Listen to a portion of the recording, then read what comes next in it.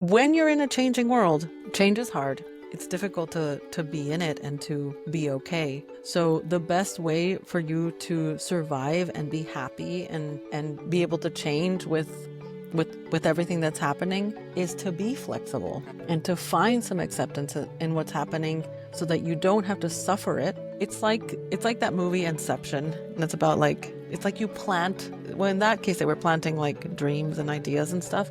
You plant ideas, you plant or routines, in the people that you're working with. And it just cracks the foundation enough that it gives them space to go, I didn't know, wait a minute, I didn't know I could do that. I didn't know I could change the way that I do life. I didn't know that I could change my relationship with, what I thought was my story or my mother's story. And so I think it is important that we be flexible. How we get there, there's a lot of paths to, greater flexibility. And then you can say, okay, given that this is the reality, what now? What are my choices now? It's actually empowering. You're not just a victim of change and the future. You're like, okay, this is a reality. What are we doing? Welcome to Sacred Stories of the Spirit. In this episode of the podcast, I'm delving into the transformative power of storytelling with Mari Angulo, who is a purpose-driven marketer and coach. And we are exploring the profound impact of narrative in shaping our identities and careers. And through her personal anecdotes and professional insights, Mari reveals how embracing and evolving our stories can lead to personal growth and professional success. So tune in, have a listen as we explore the dynamic interplay between storytelling, identity, and growth, and learn how to harness your own narrative for positive change. Well, hi, Mari. Thank you so much for joining me today. It's lovely to have you. How are you and what's going on in your world? Hi, Jordan. Thank you. And it's great to meet you as well. Well, a lot going on in my world today, actually. I had, I work with in the nonprofit sector, so I've had quite a few meetings on that. And I just actually had a pretty long coaching session right before the call. So it's all fresh in here. Yeah, fantastic.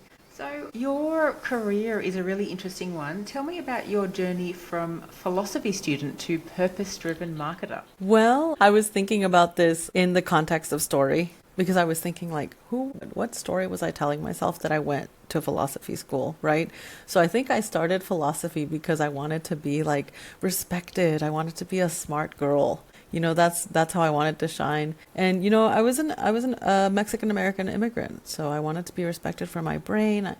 And then I think after that, so I ended up going to a very intense philosophy school, St. John's College in the US, where there are no tests or anything like that. You read original texts and they ask you questions from the source. So you do a lot of seminars, small classes. It's very cerebral, but also you get to go really deep, which I really love. And then I kind of realized at some point, I don't know what I'm going to do with a philosophy degree. I didn't really want to be an academic, which kind of seemed to be a natural place to go for a lot of people. So kind of on a fluke, I ended up going to business school in Mexico, where my parents are from, and myself too. I was born in northern Mexico. And then I ended up doing marketing there at the business school because I always had kind of a creative edge too. So I did marketing and I got involved with a social cause production. And then I was like, oh, so I can do marketing and I can raise money for good causes. This could be my life, social marketing. So then I got into that, went back to the States after I graduated, and I ended up working with some cultural organization, some Spanish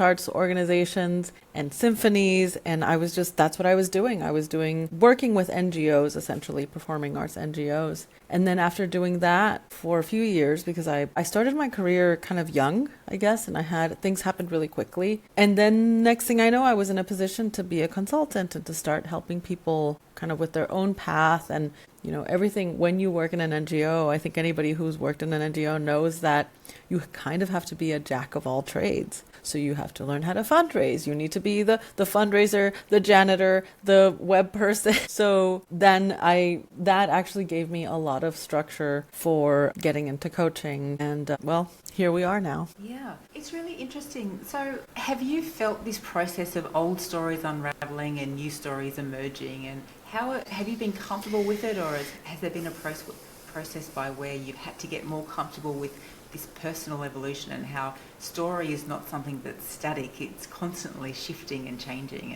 And because it connects so much to our identity, how hard is it to allow that to happen? I mean, harder sometimes than others. So maybe as a young person, like when you experience all these transitions, they're kind of just happening to you as you like enjoy different things. I think now I can kind of look back and I can trace them and I can say, oh, that opportunity led to this. And then I really wanted to make sure I didn't lose this part of me in the process. That's where I think I can see the story, right? Like I wanted to be respected and I wanted to be smart, so I went to philosophy school. But then I was like, I need to make money, so and I don't want to be a scholar. So I went to business school and I studied marketing. And then I was like, but actually I don't want to be just like a sellout. I want to help people and I want to do good things with my business degree. Yeah. So I ended up in NGOs. And then I ended up in a position where I just had this knack for supporting people and, you know, helping them through their processes. So I guess sometimes it was easier than others. I think now I'm more aware of like, I can trace my stories and I'm kind of like, oh, that's what we're doing now. Yeah. That's who we think we are right now. Yes. And how do you think the process of unraveling and rewriting stories happens in the collective space? So in the social space where you're doing a lot of your work, how does that play out? Okay, well, I think that it's two parts. One is on a personal level, the people who are doing the work in the NGO nonprofit space. I think you mentioned something about story as medicine. And when you are working in a nonprofit, a lot of the time it can be a thankless job because they're not necessarily the most well-paid jobs. Because most people who donate are like, is it all going to, I don't want this to go to operational costs. And, you know, that's the thing. They're like, is this going directly to the hungry children or the, you know, like they want, I mean, I laugh about it because I work in this space, but they like, so what happens is it can become, like if you're in a leadership role in an NGO, it can become a thankless job. And so what happens is if you don't remember why you're there, if your story isn't really loud to you, you can burn out really quickly. I think that's really important, is like staying connected to your story and to your mission, or else you just lose sight of why you're doing it. On the collective side, well, this is a juicy subject because when your stories can feel kind of transactional in the nonprofit space because you're raising money. You're saying, oh, give me your story so we can raise money with this. So you then have the responsibility as the person who's helping someone tell the story to dignify the teller and transform the receiver of the story. So you have to be careful that you're not just like sucking people dry for their, you know, story to raise more money. So that's actually, if you think about it, that's like collective healing. So I think there's that like a two-part, how stories sustain the people who work for nonprofits through their mission and values as their story, and then how the stories that we tell and how we tell them, that we do it with dignity and we dignify the people, you know, that are in a difficult situation where they need help. Yes, amazing. Thank you. How do you think we know when a story isn't working anymore? Do you think what kind of signs can we look for to tell us that we may be at a junction or an interval where we really need to look at a story? Well, it's really interesting that you asked that because like in my coaching practice, I have clients who come to me for like different reasons, and I'll have some people who come to me and they're like, well, you know, they're really successful, they're like in leadership roles or they have their own business, and they're like, I really love what I'm doing, or like I'm really happy with my work, I've like reached the top, or I've gotten to a place where I'm just comfortable, and they're like, but like there's something else, like I feel like I want something else. So that is a sign. I also get people, a lot of people that I work with are actually really successful, and then they're just like, I'm done with this. I'm so bored. Yeah. So I would say it's like a hum of like dissonance. Maybe you start to feel like you're shrinking, like you're not living in the right sized life. Like you're not in the right version of your life anymore. Something doesn't resonate. I love that word dissonance. I don't think we explore that word enough actually, or use it enough, but I think it's so powerful. It's because we all it's like the opposite of resonance, isn't it really? Dissonance is saying that this is all kind of feeling like static noise and it's not connecting and coherent anymore. So yeah, I like it. How would you describe dissonance? Well, I would say it's definitely energetic. There's an energetic quality to it. And when you feel like, well, an easy way to tell is when you feel exhausted by something.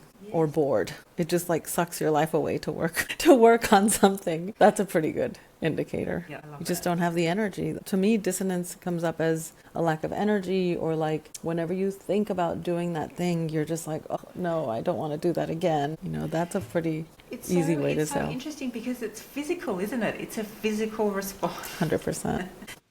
So I think we can feel that very physically, and the physical responses that our body gives us are a good signal. It's intuitive, right? So it's like the body knows. So I think that, pay attention to when you feel like you're performing rather than like actually participating from the heart, because that's a good sign. Your body will, it's time to pause, it's time to connect. Like, whose voice is this that doesn't jive with this? What am I ready to let go of? And sometimes it's hard because the stories that, we resist change because stories bring us safety. But when a story that we've told ourselves starts limiting us rather than liberating us, that's when there's a deeper truth calling. So we need to kind of slow down and listen. And I think that's really key to meeting that moment. Yeah.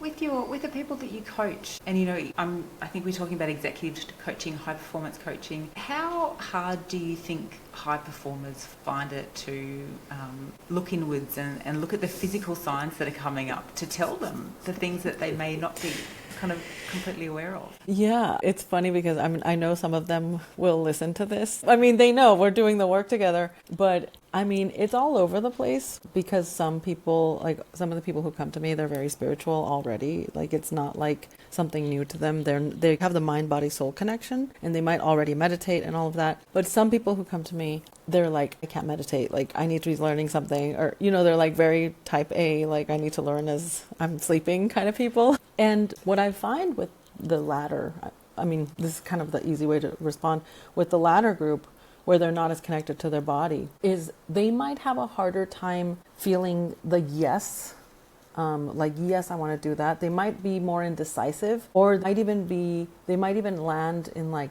people pleasing mode because they have a harder time listening to themselves. And they might have gotten really high up in their career because they're really charismatic, they're really good with people, good salespeople, things like that. But they're realizing that something's off kilter. And I think it's that calling to like, I need to connect with my body, and their body is literally yelling at them, and their mind is really busy, and it can be really hard to bring them in. So it's so funny because I have to give them techniques, like when meditating is really one of the ways. Like, it's really important that they can like sit still and just breathe, and just breathing without listening to anything and not being stimulated. That's like step one. And then the other part is it has to be kind of cerebral for them. Like, I need to give them something where they learn about meditation and the benefits before they get into it. So it's like intellectualized. So it really depends on, I have to kind of learn the style of the person, but I can tell from like day one. I can tell who can tell the difference between a thought and an emotion, and like who's gonna need more. But it's all part of the journey, and it's very rewarding no matter where you begin. My name is Jordan Harcourt-Hughes, and I'm the host of the Sacred Stories of the Spirit podcast, and I welcome you into our conversations. This podcast aims to create space for honest conversations about how we find meaning in a world where so much is shifting. We talk about personal turning points, spiritual unravelings, creative awakenings, and the stories that we've outgrown. I'm speaking with an incredibly diverse array of practitioners who are offering insights, expertise, and lived wisdom on storytelling as medicine. My guests include psychologists, counsellors, entrepreneurs, academics, and professionals. These people are often holding up the scaffolding of the system and also quietly questioning it. So this podcast gives them permission to speak from that edge. To explore more episodes, show notes, and information about our guests and the themes that we explore on the show, visit sacredstoriesofthespirit.com. I hope you enjoy the podcast, and once again, welcome. Okay, so Mari, we're back for my quick five. What is one practice that's changed your life? I would say journaling. I try to do it pretty regularly and kind of catch up with how I'm feeling. I tend to do it when I'm feeling strong emotions. So I guess if I don't feel strong emotions throughout the day, I'll just kind of do like an entry, like this is what I did today, and these are the important things that came up, that kind of thing. Yeah. Or dreaming too. A dream journal is part of of it. Yeah. And what's a story that you used to tell about yourself that you've now been able to release? Well, work in progress, but the story of I'm only valuable if I'm useful to others. Interesting. That one ran pretty deep. Yeah. Have you now said goodbye to that story? No. I mean, I've released it in the way that like I've looked at it and it's come up for me in relationships and I'm working on it. So I guess I haven't really released it. I'm trying to release it, and I think part of the thing is releasing a story is really coming, like staring it in the eyes. And I think I have been staring it in the eyes. So I feel like now it's just a matter of like continuing that practice, because it's been recognized. So I feel like it's one of those things where it's like as soon as you name it, you can start to release it. Yeah, I think even just sitting with a story takes time before we can let it out of our body and our idea of self and our imagination. I think we forget how powerful it is just to sit and look at a story, even though we're not quite ready to let it go, just to observe it objectively and see it from different angles. I think it's all part of the process. Very Absolutely. Nice. What's your favourite daily ritual? Okay, so I have this thing I call a morning download. It's when when you just woke up, and I try to remember what I was just dreaming and just really try to keep the dream in my head so I can write it down. And that's when I kind of try to connect to my higher mind. And that's a practice I learned from it's like a technique I learned from a course by Jeffrey Allen, who does a lot of energy work. And so I just try to recall everything from my dreams, and then I kind of just sit back and kind of just watch the world a little bit as I wake up and just kind of see what comes to me. It's like I'm picking up on putting my antenna up is what I call it. And then coffee. I love coffee. Yes, very important. Very human in that way. What's your favourite place to be on any given day? Really, any place with a big expansive view. Yeah. It makes me feel like anything is possible. Yeah. I just want a good view. Yeah. What is the most surprising lesson that you've learnt about yourself from the work that you do? Okay, well, with coaching, I feel like I don't know, sometimes I feel like I'm getting away with something because in coaching other people, I feel like I'm coaching myself. Exactly, yeah. It's like teaching. I'm teaching adults all the time, which is, I think adults are lovely because they bring such richness. But at the same time, I'm also learning. So it's never one way or the other. In the Maori world in New Zealand, where I spend a lot of my time, the idea of the student-teacher relationship is it's equal. You are always teaching and learning and teaching. So it's probably the same.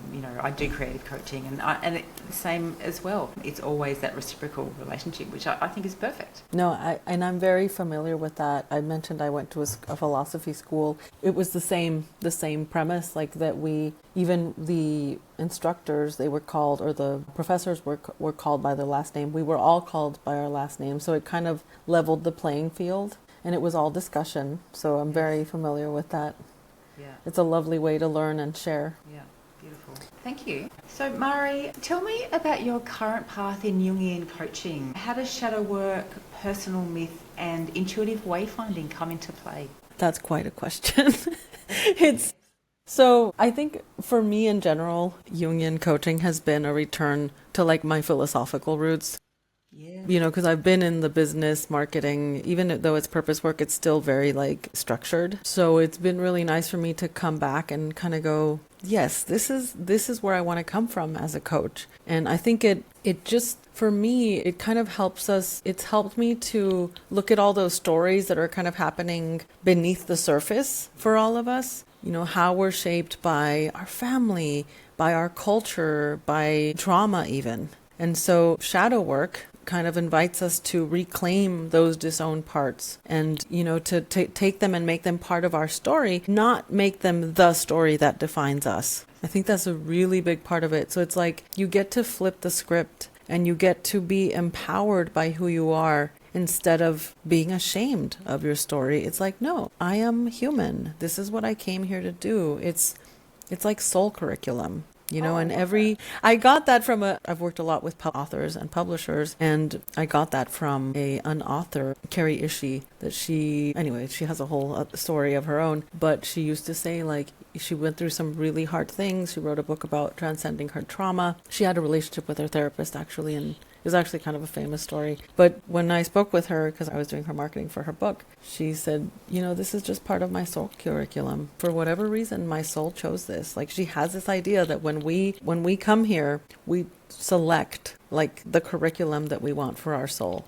And so it makes sense. Firstly, because I love the idea, and I've always loved the idea of Earth School. I love that we come here to learn, and I think exactly. It's so empowering as well. It's so empowering to think that actually we are in control. We have always been in control of the curriculum. We chose it. I think it's a lovely way to interpret experience, to interpret life, and to also be accountable to the things that we are in the midst of as well. You're absolutely right. There is the accountability part, and then there's also the compassion part, right? Like, I'm only human. We're all just trying our best, well, for the most part, or we're all acting out of, whatever we came from, even the people who act in dissonance, hurt people. That's something that I've been, thinking about lately. And yeah, I think we do need some of that compassion. We do need a path to say, like, we don't have to be perfect. Like, we're here to make mistakes. We're here to repeat patterns and archetypes forever.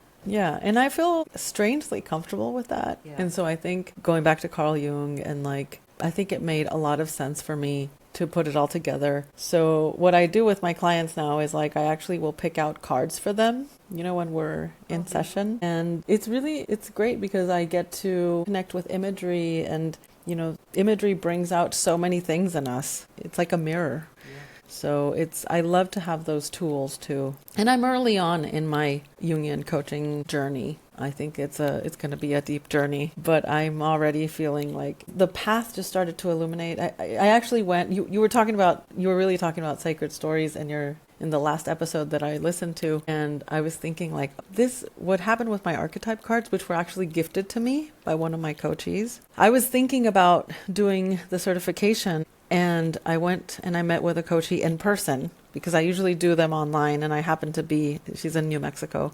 I happened to be in New Mexico, and we met in person. And before I left her home, she said, she said, do you have room in your luggage? I want to give you something. And I was like, sure, what is this? Because I live in Spain and I was in the US.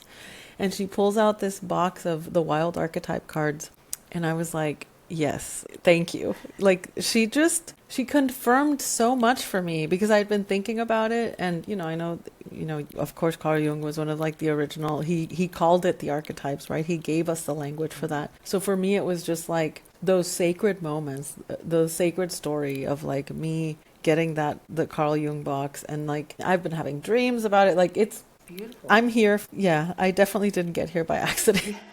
I love that. I love that so much. One of the things that really interested me about starting this podcast and having more conversations around sacred stories is I feel like when I look around the world, we're at a time where we really just need to release so many of the old stories. What are your thoughts on that? I mean, it feels like we're in a tension. There's tension happening between the world and what we thought we knew about the world and where it's going. Yes. So the more comfortable we get with being flexible and understanding our stories and actually connecting to our core purpose, which I would say is our main story. Yes. Our purpose and our values for a world that's changing so much constantly. I mean, it's kind of terrifying, with all the technology, AI, just everything that we're seeing right now. I think people now more than ever need that compass that comes from story and value. And I mean, this always leads me to say, this is why people have coaches now, because we're preparing for the unknown futures.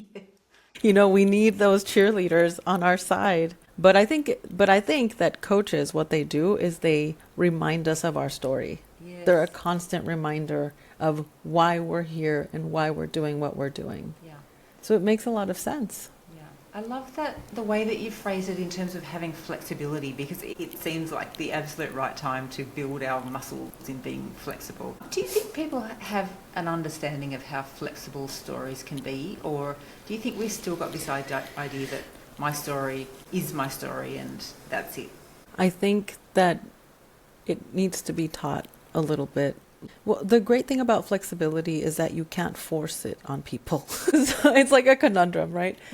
And I mean, I keep going back to coaching because, I've been coaching today and like, this is what's on my mind. It's like that movie Inception. Well, in that case, they were planting like dreams and ideas and stuff. You plant ideas or routines, in the people that you're working with. And it just cracks the foundation enough that it gives them space to go, I didn't know, wait a minute, I didn't know I could do that. I didn't know I could change the way that I do life. I didn't know that I could change my relationship with what I thought was my story or my mother's story. And so I think it is important that we be flexible. How we get there, there's a lot of paths to, greater flexibility. But I think it's a gift. And I think the people who aren't as flexible, they have a really hard time. They're really suffering because suffering comes from not coming to terms with reality. It comes from not accepting. This is a conversation I just had this weekend with a good friend. So I didn't just come up with this, but it actually, when you're in a changing world,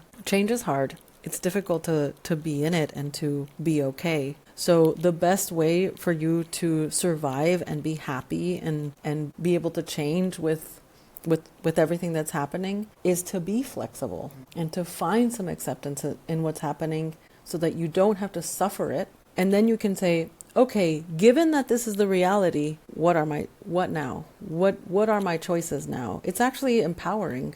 You're not just a victim of change and the future. You're like, okay, this is a reality. What are we doing? Beautiful. Well, look, I think that's a lovely place to end our conversation for today. Mari, thank you so much for all of your insights. They're really beautiful. Where can people find you, and have you got anything you'd like to share that you're working on at the moment? The best place is probably Instagram, which is where I post like videos where I'm just talking about stuff like this, like suffering and acceptance and all that. So it's Soy Mari Angulo, and I'll give you the link. And then I do have a website, angulomarketing.com. See, it still has my old story, my marketing story. And then I'm also a publisher. I have a partnership where we publish purpose-driven books through Mango Moon Media. So I'll send you all the links in case people want to reach out to me and, they're like, oh, I heard you, you're weird. I want to talk to you. I would love that. So I will send that your way. Thanks for the conversation today, Mari. Thank you, Jordan. I appreciate it. I hope you enjoyed my chat with Mari today.